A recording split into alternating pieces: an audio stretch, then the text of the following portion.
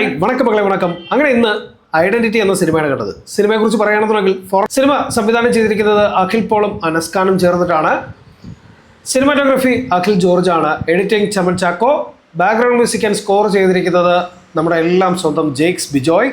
ഇതിലെ action choreography ചെയ്തിരിക്കുന്നത് Yannick ബെന്നും Phoenix പ്രഭുവും കൂടെ ചേർന്നിട്ടാണ്. തുടക്കം മുതൽ തന്നെ ഒരു ക്യൂരിയോസിറ്റി, ഭയങ്കരമായിട്ടൊരു ക്യൂരിയോസിറ്റി നിലനിർത്തുന്ന ഒരു സ്റ്റോറി ലൈൻ. അത് സ്റ്റാർട്ടിങ്ങിൽ ഇങ്ങനെ നമ്മളിങ്ങനെ ഒരു പ്രത്യേക രീതിയിലേക്ക് കൊണ്ടുപോകും. ആ ഒരു രീതിയിലൂടെ തന്നെ കഥ പറഞ്ഞ് കൊണ്ടുപോകുമ്പോഴത്തേക്ക് പല പല ക്യാരക്ടേഴ്സിനെ റിവീൽ ചെയ്ത് കൊണ്ടുവരികയാണ്. അപ്പോൾ സിനിമയിലെ പ്രധാന കഥാപാത്രങ്ങളെ അവതരിപ്പിച്ചിരിക്കുന്നത് ടോവിനോ തോമസ്, അർച്ചന കവി, ഷമ്മി തിലകൻ, വിനയ് റായ്, തൃഷ കൃഷ്ണൻ, അജു വർഗീസ്, മന്ദിര ബേഡി, അങ്ങനെ തുടങ്ങി ഒരുപാട് ആൾക്കാർ ഈ സിനിമയിൽ പ്രധാന കഥാപാത്രങ്ങളായിട്ട് വന്നു പോകുന്നുണ്ട്.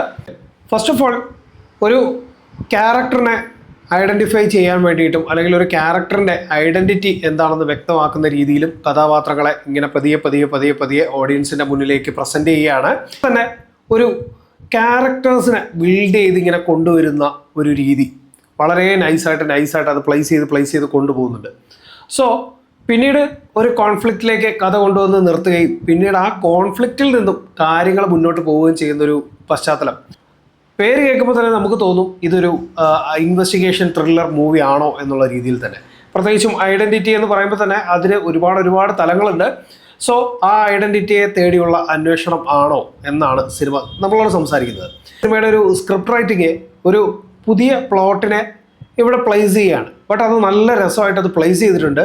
എന്നിരുന്നാൽ പോലും ഫസ്റ്റ് ഹാഫ് ഭയങ്കര രസമായിട്ട് ഇങ്ങനെ കൺഫ്യൂസ്ഡ് ആക്കും. ഓഡിയൻസിനെ നല്ല രീതിയിൽ ഇങ്ങനെ കൺഫ്യൂസ് ആക്കി നമ്മൾ കണ്ടുകൊണ്ടിരിക്കുന്നവന് ചിലപ്പോൾ തോന്നും നമുക്കാണാ വട്ട്, അത് ഈ അഭിനയിക്കുന്നവർക്കാണാ വട്ട് എന്നൊക്കെയുള്ള രീതിയിൽ ഇങ്ങനെ ഒരു കൺഫ്യൂസ് ചെയ്യിപ്പിക്കുന്ന രീതിയിലുള്ളൊരു തിരക്കഥയായിരുന്നു ഫസ്റ്റ് ഹാഫ് ഫുള്ള്. ആ ഒരു കൺഫ്യൂഷൻ ഓഡിയൻസിൻ്റെ മൈൻഡിലേക്ക് ഇങ്ങനെ പ്ലേസ് ചെയ്തിട്ട് ഇങ്ങനെ കൊണ്ടുപോയി വന്ന് ഇൻ്റർവെല്ലിന് ഒരു നൈസ് പഞ്ചിൽ കൊണ്ടുവന്ന് പടം നിർത്തുകയാണ്. പിന്നീട് അങ്ങോട്ട് പോകുമ്പോഴത്തേക്ക് കഥയുടെ അതുവരെ ഉണ്ടായിരുന്ന ഒരു ഗ്രോത്ത്, ആ ഒരു ഹൈ മൊമെൻറ്റ്സ് പിന്നീട് അങ്ങോട്ട് പതുക്കെ താന്ന് നമ്മളെ ഒരു കൺഫ്യൂസ് ലെവലിലേക്ക് കൊണ്ടുവന്ന് നിർത്തിയിട്ട് പിന്നെ അങ്ങോട്ടൊരു ഓർഡിനറി സെറ്റപ്പിലേക്ക് കഥ മാറുകയാണ്. ബട്ട് എന്നിരുന്നാൽ പോലും അവിടെ തിരക്കഥയുടെ ഒരു പിടിച്ചു നിർത്തൽ കൊണ്ട് തന്നെ സിനിമ ഒട്ടും ഡൗൺ ആവാതെ പോയി എന്നുള്ളത് വേണം പറയാൻ. കാരണം ഇവിടെ കഥാപാത്രങ്ങളെ പ്ലേസ് ചെയ്ത് കൊണ്ടുവരുന്ന രീതിയിൽ തന്നെ അഭിനേതാക്കളുടെ പെർഫോമൻസും വളരെ നൈസായിട്ട് തന്നെ മുമ്പോട്ട് പോയിക്കൊണ്ടിരിക്കുകയാണ്. ബട്ട് ഈ തിരക്കഥയിൽ നമ്മൾ എക്സ്പെക്റ്റ് ചെയ്യുന്ന ഒരു ഫോഴ്സിലേക്ക് കഥ അങ്ങോട്ട് എത്താതെ പതുക്കെ ഒന്ന് ഡൗൺ ആകുമ്പോഴത്തേക്ക് ഓഡിയൻസിന് ഇനി എന്താണ് സംഭവിക്കാൻ പോണത് എന്നുള്ളതിനെ പറ്റി വളരെ വ്യക്തമാണ്. ബട്ട് ഈ സെക്കൻഡ് ഹാഫിൽ ഒരുപാട് സബ് പ്ലോട്ടുകൾ കൊണ്ടുവന്ന് ആഡ് ചെയ്യുമ്പോഴത്തേക്ക് ഓഡിയൻസും അതിനൊപ്പം തന്നെ കൺഫ്യൂസ്ഡ് ആവുന്നുണ്ട്. ബട്ട് ആ കൺഫ്യൂസ്ഡ് ആവുന്നതിനൊപ്പം തന്നെ കഥ എന്താവാൻ പോകുന്നു എന്നുള്ളത് നമുക്ക് ഏകദേശം ധാരണയാവും. ആ പ്രഡിക്റ്റബിൾ ലൈനിൽ നിന്നുകൊണ്ട് സിനിമ ഒരു ആക്ഷൻ മൂവി എന്നുള്ളൊരു ജോണറിലേക്ക് തിരിയുകയാണ്. പിന്നീട് അങ്ങോട്ട് പോകുന്തോറും അത്യാവശ്യം നല്ല കുറേ ആക്ഷൻ സീക്വൻസുകൾ സിനിമയിൽ അടിപൊളിയായിട്ട് ചെയ്തിട്ടുണ്ട്. അതാണ് ഞാൻ നേരത്തെ ആക്ഷൻ കൊറിയോഗ്രഫിയുടെ കാര്യമൊക്കെ എടുത്ത് പറഞ്ഞത്.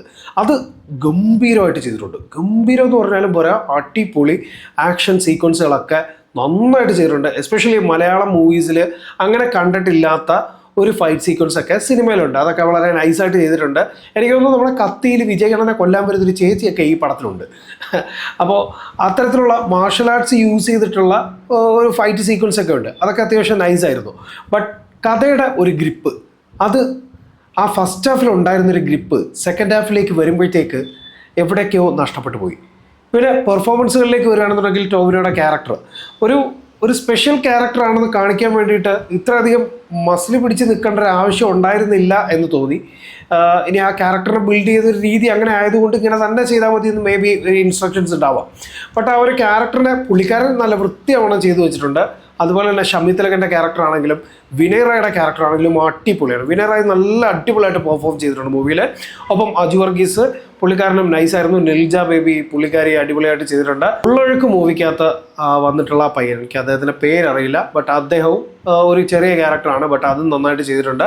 തൃഷ കൃഷ്ണൻ, വൈ തൃഷ എന്നുള്ളൊരു ചോദ്യം എൻ്റെ മുമ്പിൽ ഇപ്പോഴും ബാക്കിയാണ്. കാരണം തൃഷയ്ക്ക് പെർഫോം ചെയ്യുക എന്ന് പറയുന്ന ഒരു ബിൽഡപ്പിലുള്ള സാധനങ്ങളൊന്നും സിനിമയിൽ ഞാൻ കണ്ടില്ല.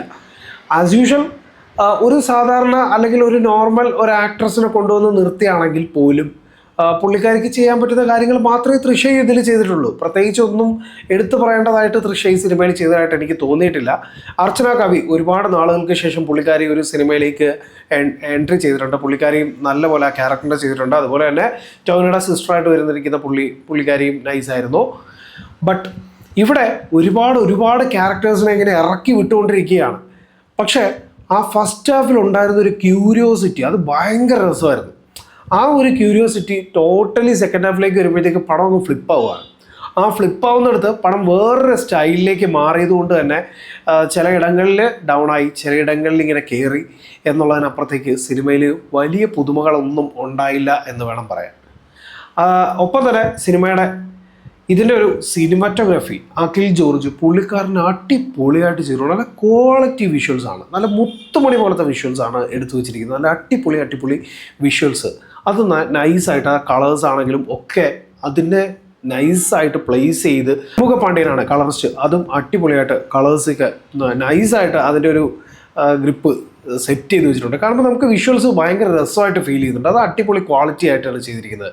ജെക്സ് ബിജോയുടെ ബാക്ക്ഗ്രൗണ്ട് മ്യൂസിക്കും നൈസായിരുന്നു. ചിലയിടങ്ങളിൽ ആ ഒരു വൈബ് ഇങ്ങനെ ക്രിയേറ്റ് ചെയ്ത് കൊണ്ടുവരും. പക്ഷേ അതിനുള്ളൊരു പൊട്ടൻഷ്യൽ വിഷ്വലിൽ അതായത് മീൻസ് ആ ക്യാരക്ടേഴ്സിൻ്റെ ഇടയിൽ ചിലയിടത്ത് ബിൽഡ് ആവാതെ പോയി. അതായത് ഞാൻ എസ്പെഷ്യലി സെക്കൻഡ് ഹാഫാണ് പറയുന്നത്. ഫസ്റ്റ് ഹാഫ് എനിക്ക് ഓക്കെ ആയിരുന്നു. സെക്കൻഡ് ഹാഫിലേക്ക് വരുമ്പോഴത്തേക്കാണ് ഈ ഒരു ഏറ്റക്കുറച്ചിലും അങ്ങനെ ഇങ്ങനെയൊക്കെ കൊണ്ടുപോയത്. പക്ഷേ അവിടെ യൂസ് ചെയ്തിരിക്കുന്ന പ്ലോട്ട് അത് നൈസായിരുന്നു. അത് അടിപൊളി പ്ലോട്ട് തന്നെയായിരുന്നു. ബട്ട് അവിടെ ഇവിടെയും ഒന്ന് എൻഗേജ് ചെയ്യിപ്പിക്കാൻ പറ്റാത്ത രീതിയിൽ ഓക്കെ നെക്സ്റ്റ് ഇതായിരിക്കാം എന്ന് ഓഡിയൻസിന് പ്രഡിക്റ്റ് ചെയ്യാൻ പറ്റുന്ന രീതിയിലേക്ക് കൊണ്ടുപോയത് ഒരു വളരെ വിഷമം തോന്നുന്നൊരു കാര്യമായിപ്പോയി. ബട്ട് ടോട്ടലി നമുക്ക് കണ്ടിരിക്കാൻ പറ്റുന്ന ഒരു വൺ ടൈം വാച്ചിന് പറ്റിയ മൂവി. അതാണ് ഐഡൻറ്റിറ്റി എന്ന് പറയുന്നത്.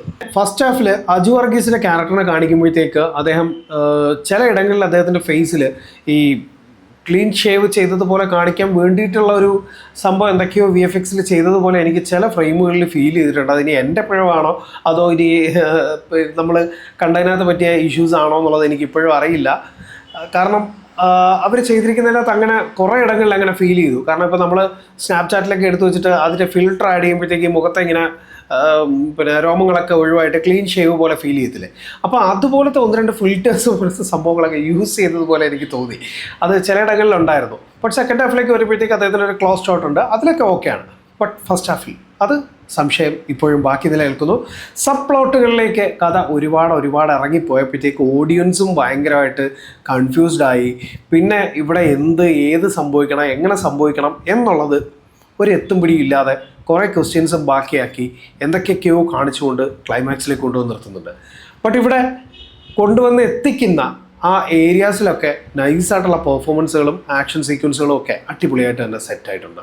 ബട്ട് ഒരു പാതി വെന്ത അവിയൽ പോലെ ആയിട്ടാണ് എനിക്ക് ഐഡൻറ്റിറ്റി ഫീൽ ചെയ്തത്. എന്നിരുന്നാലും തിയേറ്ററിൽ ഒരു വൺ ടൈം വാച്ചിന് പറ്റിയ 2025 ആദ്യത്തെ മലയാളം റിലീസാണ് ഐഡൻറ്റിറ്റി. സോ സിനിമ കണ്ടിട്ടില്ലാത്തവർ കണ്ടു നോക്കുക. അഭിപ്രായങ്ങൾ വ്യക്തിപരമാണ്.